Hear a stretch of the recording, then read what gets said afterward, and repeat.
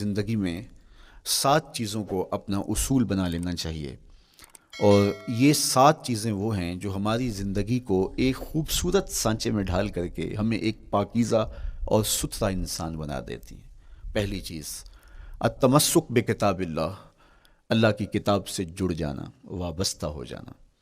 جب ہم کتاب اللہ سے وابستہ ہو جائیں تو پھر ہمارے باطن کی اور نفس کی تربیت ہوتی ہے، اور پھر ہم وہ مطلوب انسان بنتے ہیں جو ہمارا رب ہم سے تقاضا کرتا ہے۔ تو اس لیے ہمیں اپنی زندگی میں اس چیز کو لازم کر لینا چاہیے کہ ہمارا کوئی بھی دن قرآن مجید کی تلاوت کے بغیر نہ گزرے۔ اپنے دن کا آغاز قرآن مجید کی تلاوت سے کیجیے۔ سورہ یاسین سے جو اپنے دن کا آغاز کرتا ہے، سارا دن اللہ کی امان میں رہتا ہے، اس کی حفاظت میں رہتا ہے۔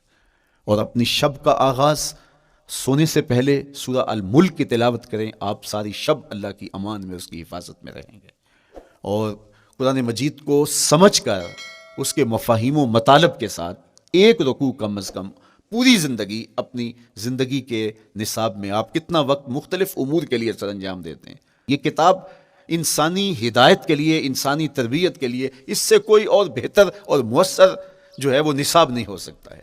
انسان سازی کا بہترین ذریعہ ہے یہ کتاب، اور اس کتاب کے ذریعے سے جو ہے وہ انسان پستیوں سے اٹھ کے بلندیوں تک جا پہنچتا ہے۔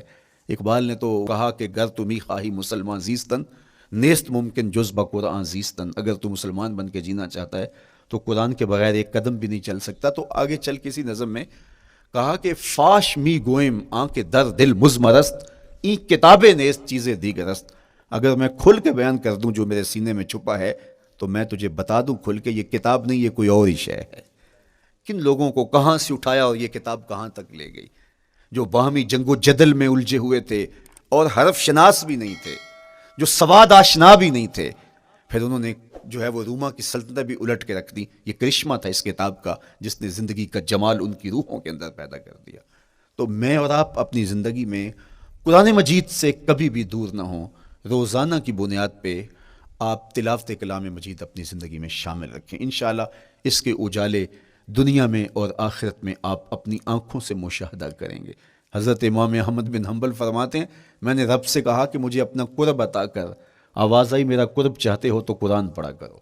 یہ رب کی قربت کی بھی ضمانت ہے اور ضبط نفس اور باطن کی تربیت کا بھی ذریعہ ہے۔ اچھا، دوسری بات، والاقتداء بسنت رسول اللہ صلی اللہ علیہ وآلہ وسلم۔ ہمارے لیے بہترین نمونہ ہمارے حضور علیہ الصلوۃ والسلام کی زندگی ہے، حضور کے دیا ہوا نظام حیات ہے، جس پر حضور نے خود عمل کر کے دکھایا۔ میرا عشق رسول، میری محبت رسول اس بات کا تقاضا کرتی ہے کہ میں ان کے طریقہ حیات کے مطابق اپنی زندگی گزاروں۔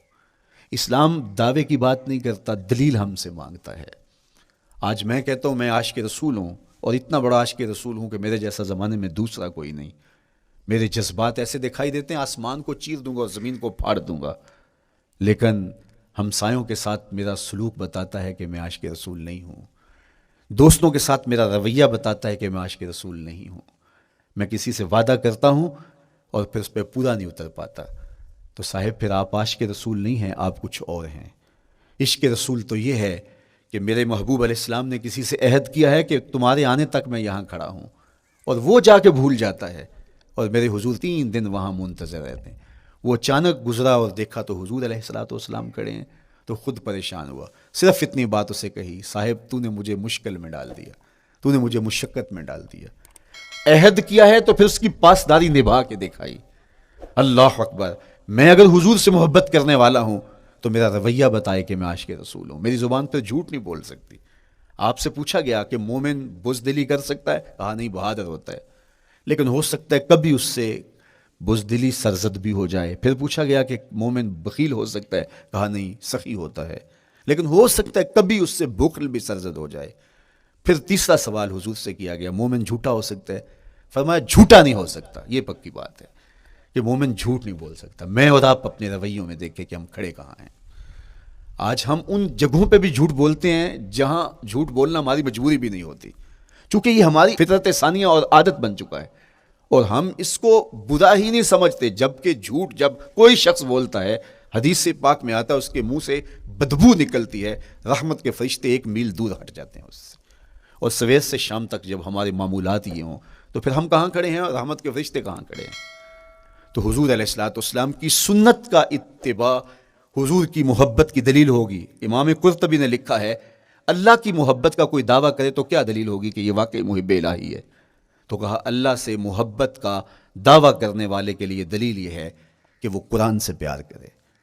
قرآن سے پیار اور قرآن سے محبت کی دلیل یہ ہے کہ حضور کا پیار سینے میں رکھے۔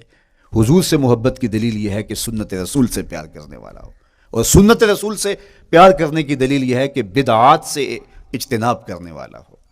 ہر وہ طریقہ جو میرے حضور نے نہیں دیا اس کو اختیار نہ کرے، اس طریقے کو اختیار کرے جو حضور علیہ الصلوۃ والسلام کا عطا کرتا ہے۔ تیسری بات، عقل الحلال۔